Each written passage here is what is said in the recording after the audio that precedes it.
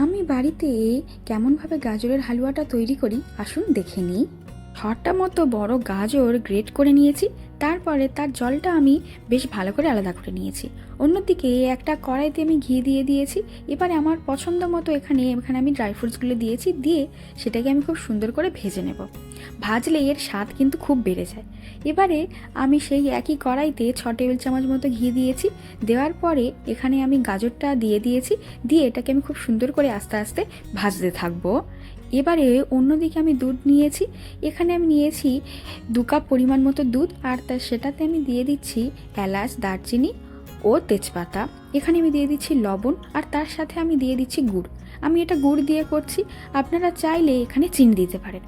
গাজরটা থেকে যখন খুব সুন্দর একটা স্মেল বেরোবে তখন কিন্তু এবারে এই দুধটা আমি এখানে দিয়ে দিচ্ছি। দেখুন এই দুধটা আমি ছেঁকে দিচ্ছি যাতে এই জিনিসগুলো খাওয়ার সময় আমাদের মুখে না লাগে। এরপরে আমি ওই গাজরের রসটা ছিল সেটাও কিন্তু এখানে দিয়ে দিচ্ছি। এটাই কিন্তু এর স্বাদ বাড়াবে। দুধটার সাথে এই গাজরটা আমি খুব ভালোভাবে এখানে মাখিয়ে নিয়েছি।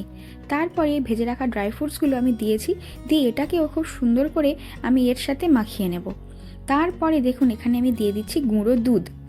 আপনারা এই পজিশনে গুঁড়ো দুধ দিতে পারেন, গুঁড়ো দুধ ছাড়া আপনারা কিন্তু এখানে খোয়া ক্ষীর দিতে পারেন, সেটা কিন্তু এর স্বাদ দ্বিগুণ করে দেবে। এটাকে এবার আমি ঢাকা দিয়ে একটু কষাতে দিলাম। তারপরে দেখুন এটাকে আমি আরও খুব সুন্দর করে নাড়িয়ে দিচ্ছি।